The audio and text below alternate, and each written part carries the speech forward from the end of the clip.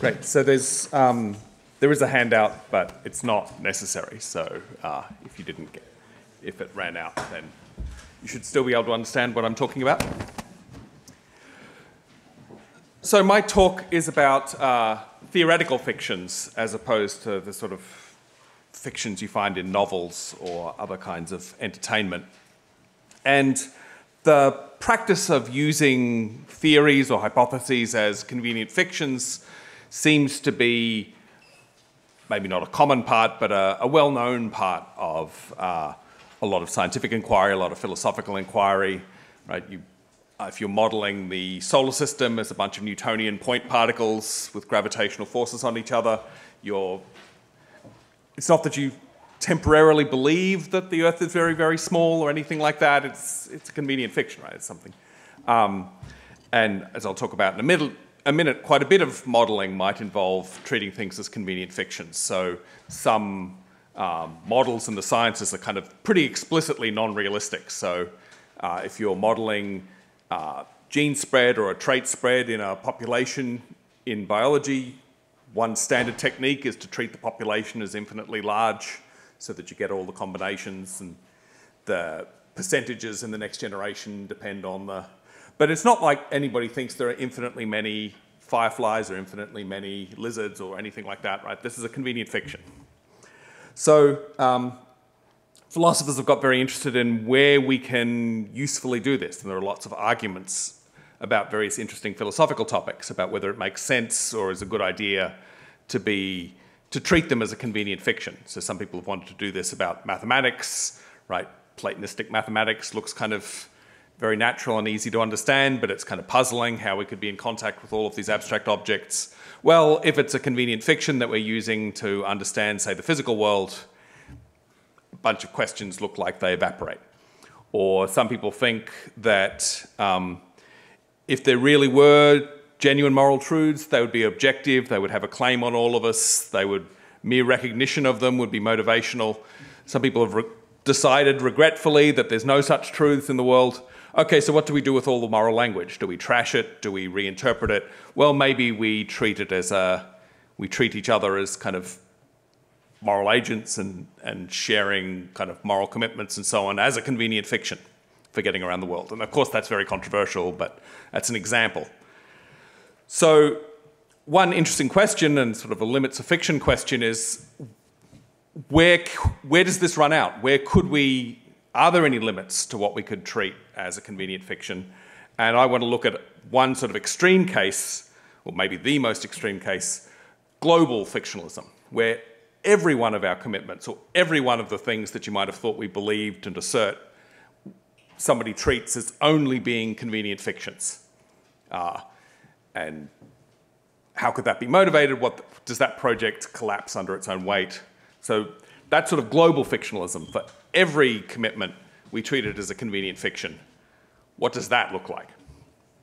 And if it collapses, that might give us information about what other kinds of less global fictionalism might collapse. But if it makes sense in its own terms, even if it's a little undermotivated, that might show that this strategy is very flexible. So global fictionalism can initially sound like a crazy option, and I'm not a global fictionalist myself, but I want to talk a little bit about why some philosophers have felt like global fictionalism's a place they might want to end up going. So, reversing the order on the handout a little bit, one way into thinking about it that some people will be familiar with is one interpretation, anyway, of Pyrrhonian skepticism. So this form of ancient skepticism, it's fairly uncontroversial that they thought we shouldn't take ourselves to know things or shouldn't take ourselves to be completely confident in things. But one more radical version, people, at least interpreters, have thought, some of them thought we shouldn't even believe things. We should maintain some kind of suspended attitude, and that's supposed to be good for ataxia, for sort of tranquility, right? That one, you should be a skeptic because people worry their lives away about all of this unknowable stuff. It doesn't seem to help too much if you give up knowledge and confidence if you still have really strong belief, right? If you have really strong beliefs that you're going to be tortured in afterlife, or really strong beliefs that doing the wrong medical thing will will lead you to be in a huge amount of pain. That can be distressing too, but give up those beliefs. Give up beliefs in everything. Why? Well, so Sextus Empiricus and others have a whole bunch of arguments that are supposed to, you tell me what you believe and I'll show you why that's incoherent, or you tell me what you believe and I'll show you that there's an equally strong argument in the opposite direction. There's a whole bunch of skeptical techniques to try to drive people away from their beliefs. And you could be a skeptic about something local, like the external world, or medical theory of the day, or something like that, or you could just try to go global, and some Sextus Empiricus seems to want to go global about that stuff. Now, maybe that's not fictionalism, because maybe he doesn't think it's all false, but at any rate, he refrains from thinking that it's true. Well, that's the aim. And you're supposed to, you get to have some attitude that's weaker than belief. You're supposed to sort of wander around not bumping into things, because you kind of take appearances kind of at face value. That doesn't mean believe everything the appearances present, but sort of accept it, or something weaker than belief. So if the most you do about any of your commitments is just kind of accept it or do something weaker than belief, you'll end up at least a close cousin of the fictionalist. I think whether or not that's fictionalism or not, I think is a bit terminological. But you could see how skepticism, I mean, enough people get whacked over the head with skepticism when they're undergraduates, you could see how really hardcore skepticism might drive you into a, well, I'm going to try to sort of withhold on everything. Another motivation, very old motivation, is a motivation from some Buddhist schools. So again, it's particularly controversial here, and these schools lasted for thousands of years and are still around, so different thinkers think different things. So Nagarjuna, and at the beginning of the sort of first, second century CE, seems to, well, is arguing that everything is empty, everything is lacking kind of self-being. And there's a huge amount of disagreement among interpreters and also among Buddhists about what that means and what it's supposed to lead to. One part of the tradition that's fairly clear is that this goes along with an idea that there are kind of so-called two truths. There's so-called conventional truth and so-called absolute truth. And the conventional truths are at best sort of misleading or murky or weird, but they're also all the familiar ones. So there are people here, there are seats, there are cities. That's all conventional truth. Now, different Buddhist schools in the Mahayana kind of tradition, or the Bodhisvayana tradition, differ on exactly what's supposed to be conventional, which things are in the conventional truth basket and which things are in the absolute truth basket, or the ultimate truth, or the sort of philosophical, interesting one. And one thing that's interesting about the Madhyamaka school in particular, who take themselves to be following Nagarjuna fairly closely, is the slogan is, the only ultimate truth is that there's no ultimate truth. Maybe you don't want to take that entirely at face value, it might be a little incoherent, but the idea, so some people say, well, when they say everything's empty and that it's all conventional truth, this is a piece of esoteric metaphysics. They think every property is extrinsic, or they think everything grounds everything else. And there's a lot, I think some Madhyamaka thinkers did think that, and that doesn't lead you to global fictionalism, right? So there's still people in chairs and everything, it's just some metaphysical commitment you might have been tempted to make. You should make a different one.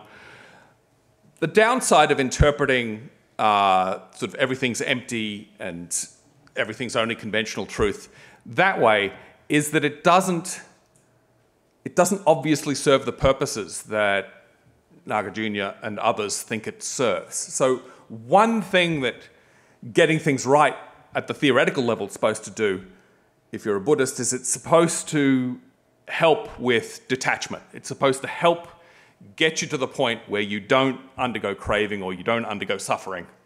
Or you don't undergo craving or desire. Third noble truth is that the end of desire is the end of suffering, or the end of craving is the end of suffering. Somehow this, everything being empty, is supposed to get you to a point where you don't suffer anymore. And I don't think the path to nirvana is just through technical grounding literature. Just what you decide about which things ontologically depend on which is unlikely to kind of click you out of your concerns.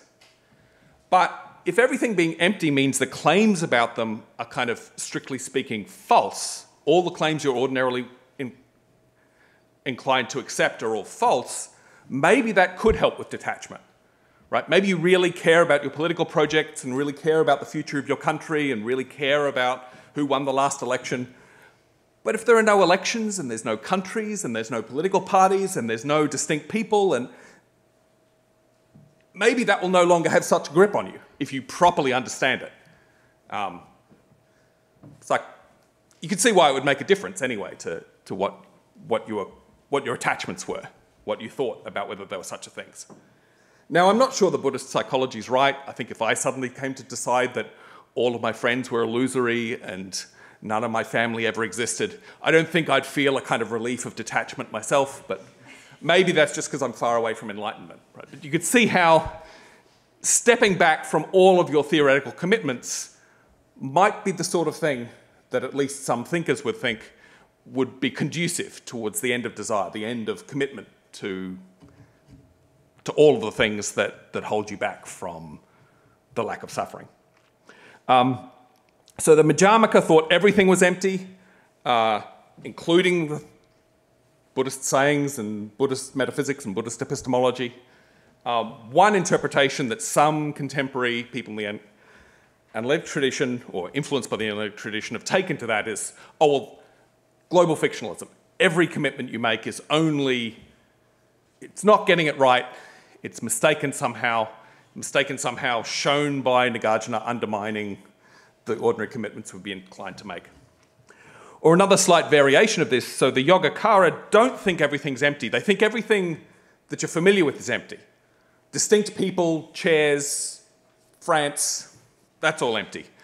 There is an ultimate reality, a non-dualistic, non-empty reality for the Yogacara.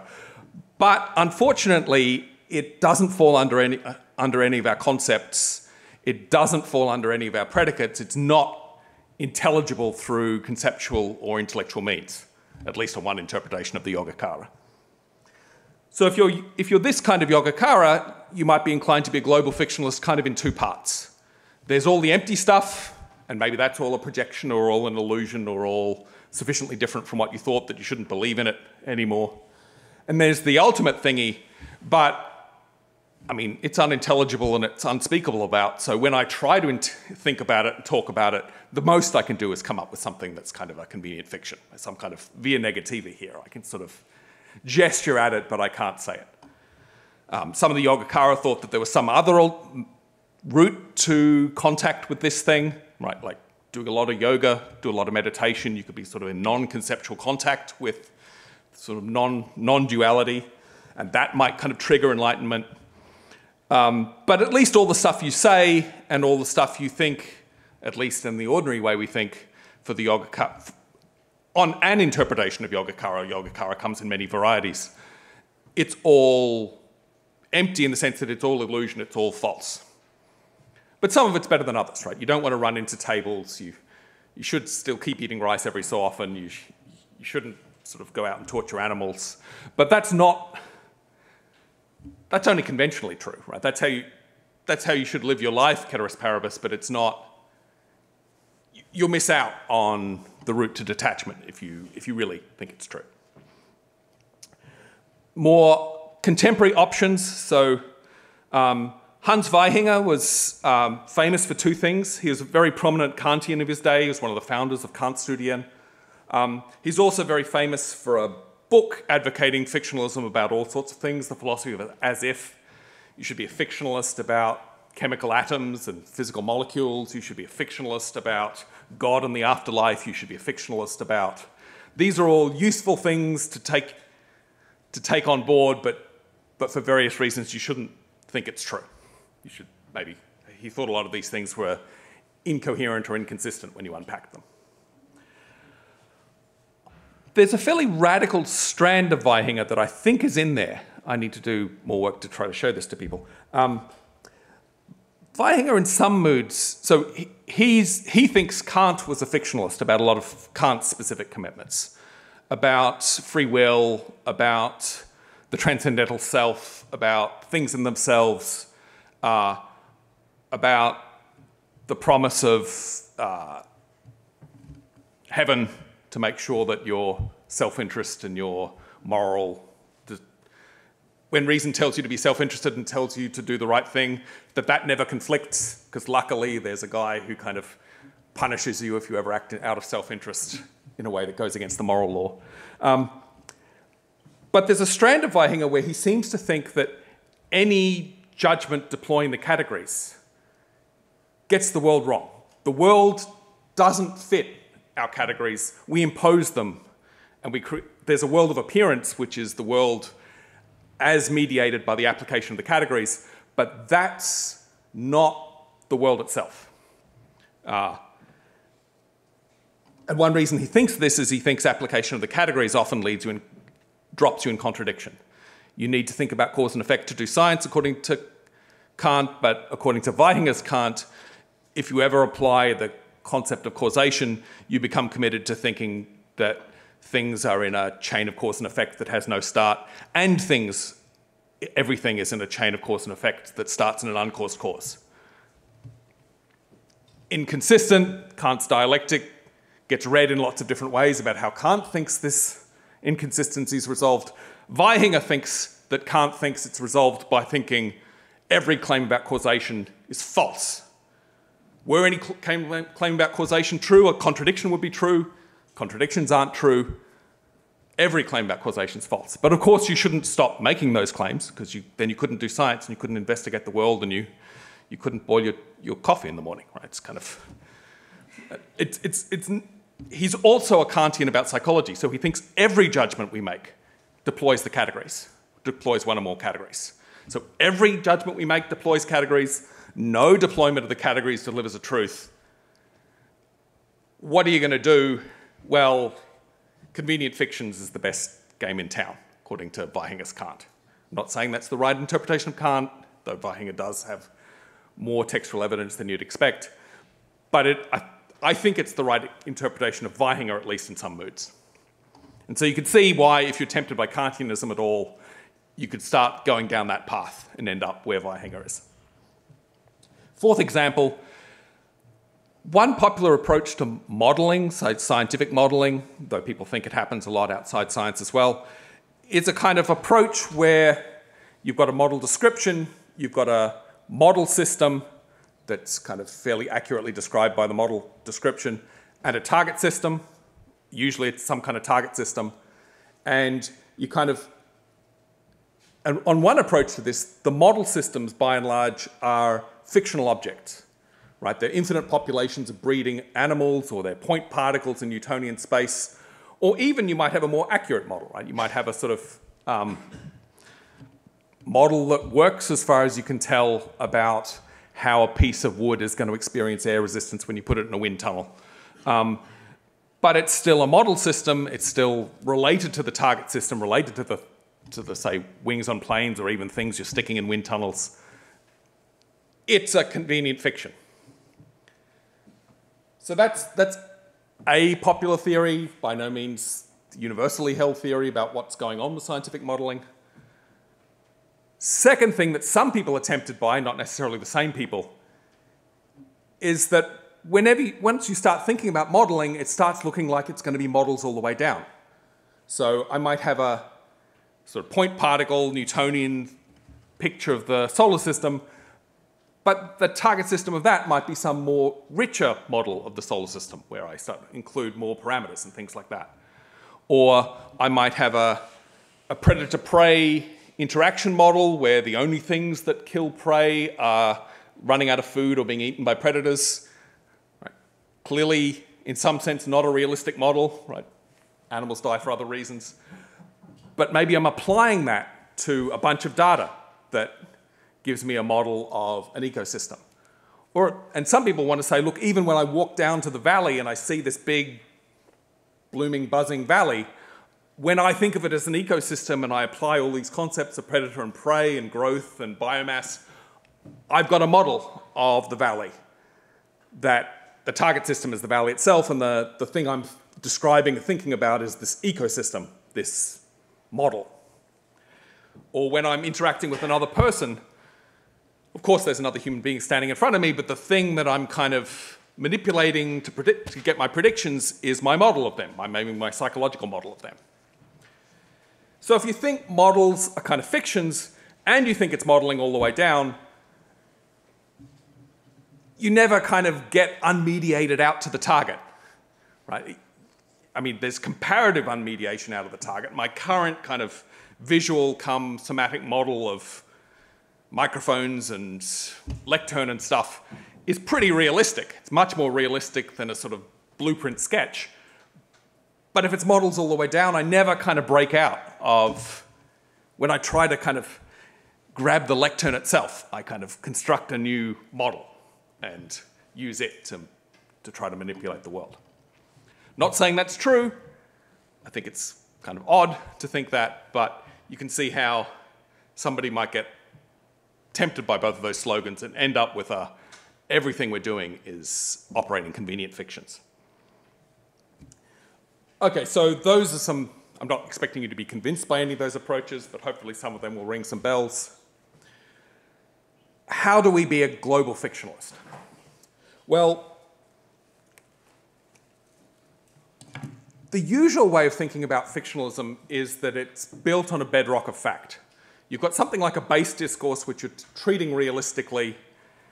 You've got some fictional principles and some bridge laws that take you from how you take the world to in fact be to what to put into the theoretical fiction. Because it shouldn't be anything goes, right? What's in the theoretical fiction should depend on what's really going on.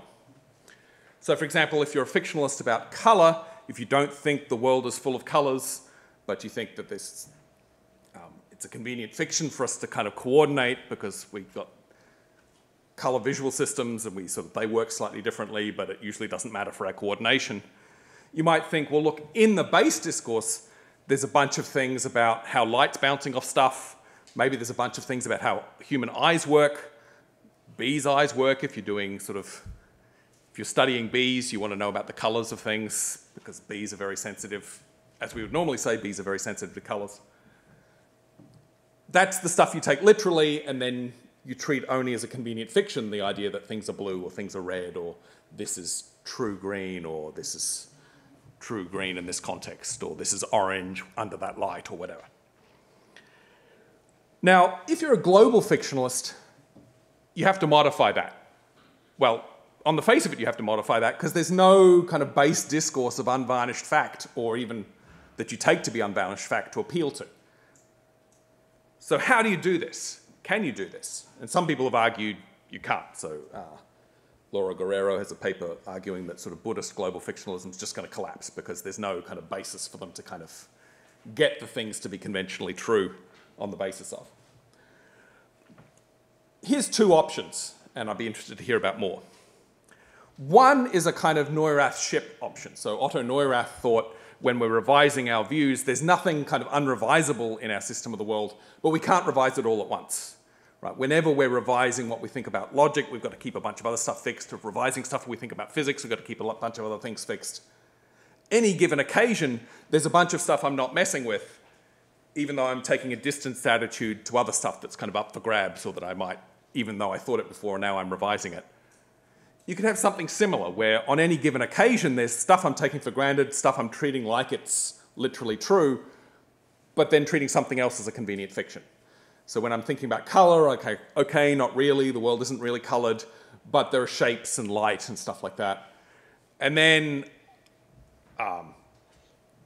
Nagarjuna or Sextus Empiricus or somebody like that makes me really worried about shapes and physical surfaces, so I'm like, okay, I'll back off that. And maybe I back off in different ways and sometimes, right? Maybe sometimes I back off to there are experiences I'm having and I'm going to work out what to treat as a convenient fiction about the objects in front of me on the basis of those experiences. Or something Rich Woodward suggested to me, sometimes you might want to sort of back off to a mathematical model. Well, here's my mathematically specified model of the room and its arrangements. I'll take that seriously for a bit and sort of suspend on the physical objects, kind of filling the roles in my mathematical model.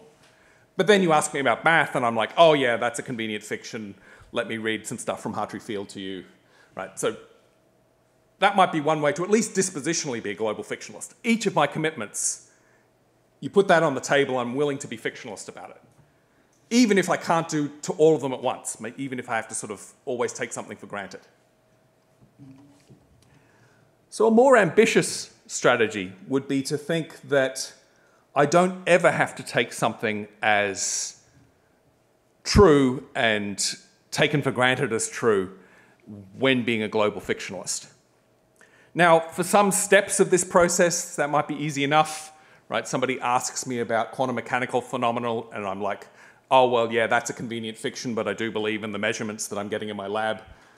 And then you say, well, you know, this physical world outside your senses, are you really sure evil demons? And I'm like, oh, okay, yeah, okay. Seems to me like the numbers on the screen are going this way. It's a convenient fiction that there's a lab full of stuff in front of me. Experience, psychology, that's all even more up for grabs than the stuff about physics, isn't it? Oh, well, okay, well, yeah, I'm going to back off this stuff about my self-description, psychological self-description.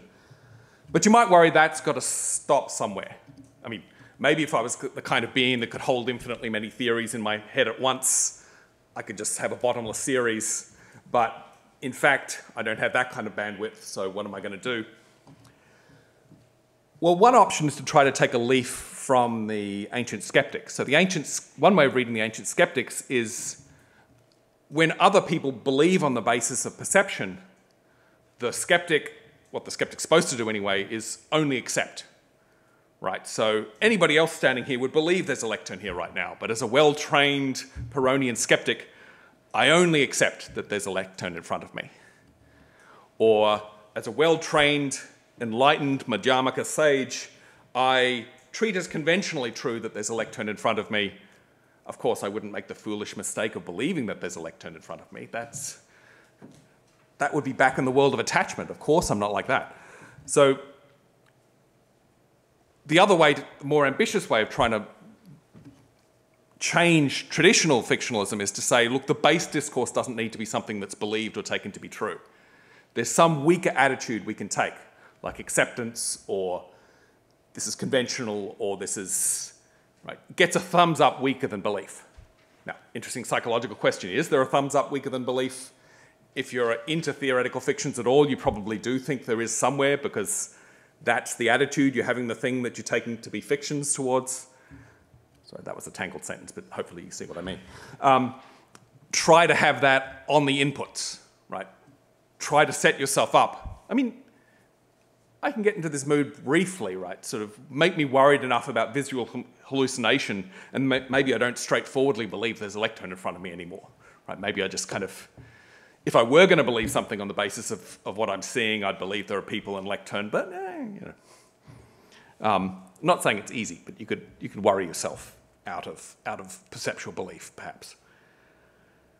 Okay, so why would you? So some motives for global fictionalism are the ones I've talked about, sort of specific arguments from specific traditions that are supposed to lead you down that path or up that mountain. But you've got some general things to point to that other people could point to as well. If parsimony is an advantage, well, have I got a parsimonious theory for you, right? It's got nothing in it, no beliefs. You've never been committed to too much, right? That might show that, I tend to think that shows that parsimony has to be traded off against other things, right? So going for maximal parsimony, even if it's possible, you're missing out on something. But it's parsimonious.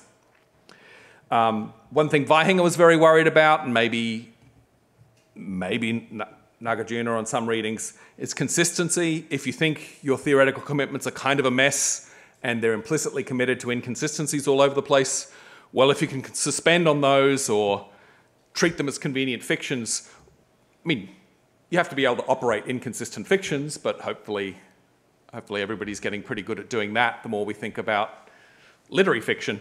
But at least you don't have to be fully committed to any inconsistency, right? So if you did think causation's inconsistent, then maybe you should stop thinking things cause other things. I mean, actually causation seems so basic to me, I think I would rather think that there were the world contained true contradictions about causation. But I can at least see the the pressure to just sort of back off the causation stuff. Maybe not for practical use, what else are we going to use, but for theoretical commitment. Finally, a traditional approach to epistemology has been about avoiding error, right? So don't have unjustified beliefs, don't take yourself to know when you really don't. And there's always an option for making yourself epistemologically safer, which is commit to less.